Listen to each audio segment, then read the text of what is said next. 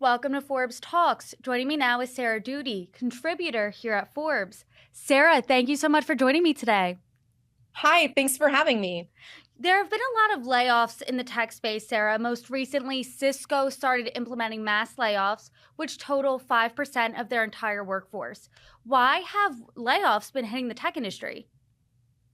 Yeah, I think layoffs have been hitting the tech industry because a lot of companies overestimated their projected growth. And so they started staffing up. And despite what maybe data told them, things didn't play out the way they expected. And so now companies are needing to figure out how they can keep moving forward. And sometimes that means laying off staff, unfortunately. How have these recent layoffs, paired with looming economic fears that have been really hanging over people's heads for the last few months, impacted the current work climate?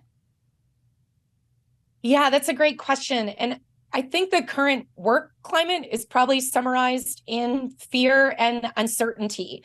When I log into different social media platforms every day, I see so many posts where people are announcing they were laid off or they are nervous that they might get laid off. And I think there's also this underlying fear around, if I do get laid off, am I employable? How long should I plan to maybe be unemployed? And so that is creating a really kind of nervous climate out there.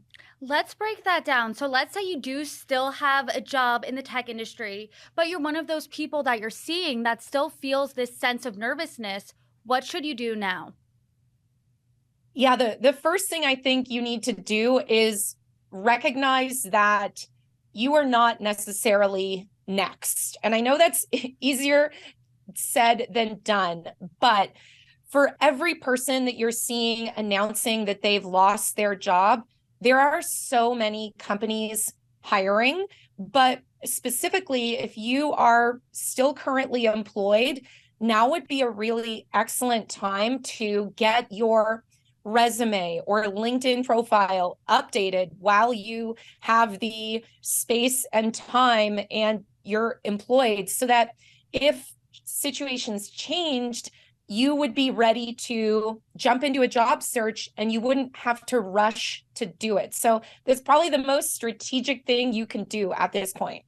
And on the other hand, let's say you do get laid off. What should you do next? Yeah, so if you have been laid off, I think before you even go and search for jobs and update your resume and all of those things, you should really work your network and professional acquaintances. And you should consider reaching out to people, letting them know that you have lost your job and what you are looking for. And that what you're looking for is really important because you want to be very specific when you say to people, hey, I lost my job and I'm looking for whatever comes after what I'm looking for. The more specific you can make that, the easier it is for those people to then kind of be your eyes and ears out on social media or as they're hearing conversations at their own company. But we know that so many jobs are found and filled through word of mouth. And that's what you should do before you spend, an hour or two updating your resume. You've covered for Forbes ways to redefine what it means to work in tech. So some of the skills that necessary to work in tech are transferable. Can you talk about ways to redefine? Yeah, so a lot of people who work in tech have this kind of narrow-minded vision of the companies they can work at. And sometimes it also has to do with this perceived kind of prestige of working at a FANG company or MANG company, if that's what we're supposed to call it these days. And I think that the idea that if someone sees a household name tech company on your resume, that that's going to help you stand out, I think that's somewhat of a myth. And if you can redefine what it means to take your tech skills and explore working in other industries.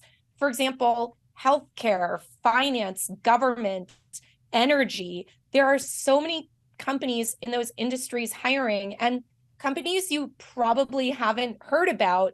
And in reality, those companies might actually pay you more and have a better quality of life. We've all heard stories about what it's like to work at tech companies and how they try and, squeeze every ounce of productivity out of you. And some of these other companies that you haven't heard of could pay you more, like I said, and provide you with a better quality of life. So it's definitely something to consider. That definitely sounds very enticing. So, how do you expand this job search to beyond tech companies? So a lot of people kind of have this household name list of companies in their head, right? Microsoft, Google, Amazon, etc. And there's a strong likelihood that your next job may be at a company that you've never heard of. So how do you find out about these companies? First of all, is what I said a few minutes ago. Let everyone know you're looking for a new job. Their partner, their child, their cousin, their neighbor might work at these companies. Another great way, though, is to use job boards that give you a little bit more visibility into the industries that companies belong to. So some job boards actually let you narrow down. If you search for a job title, you could then specify an industry. So go to those job boards. Built in is one that allows you to do this, where you can then check the boxes of healthcare, government, energy, travel, whatever industry might be interesting to you. And that's a way to kind of expand your visibility for these companies that you probably haven't even heard of yet, to be honest. You also write for Forbes that you should leverage your previous experience. In what ways can you do that?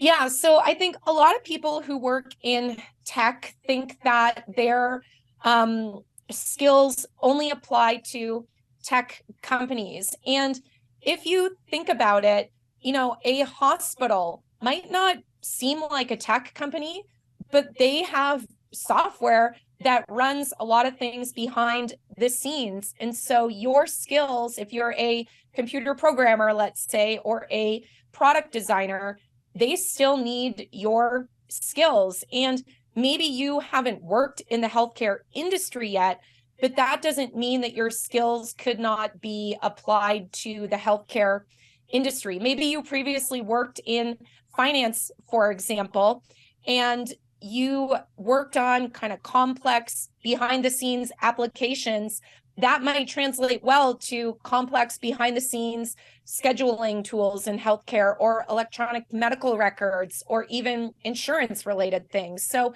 don't be worried that just because you haven't worked in an industry doesn't mean you can't get hired in that industry. You can always learn the kind of domain expertise after you're hired. Let's say you're not too familiar with that industry, like you were saying. When it comes to inserting yourself into this job search, how should someone go about marketing themselves? Yeah, so you have to look at what you've previously done in your career and try and connect the dots between, let's continue with that example, things you worked on in your finance job, where maybe you were a computer programmer working on finance related things, and you're looking to explore options in healthcare. So you need to think to yourself, what are projects I worked on in finance, skills I put to use that I could translate to the healthcare industry? And especially if you are going from kind of a business to business type product or experience that you might be working on as a computer programmer, you could translate that over to healthcare. Sarah Doody, thank you so much. Thanks for having me.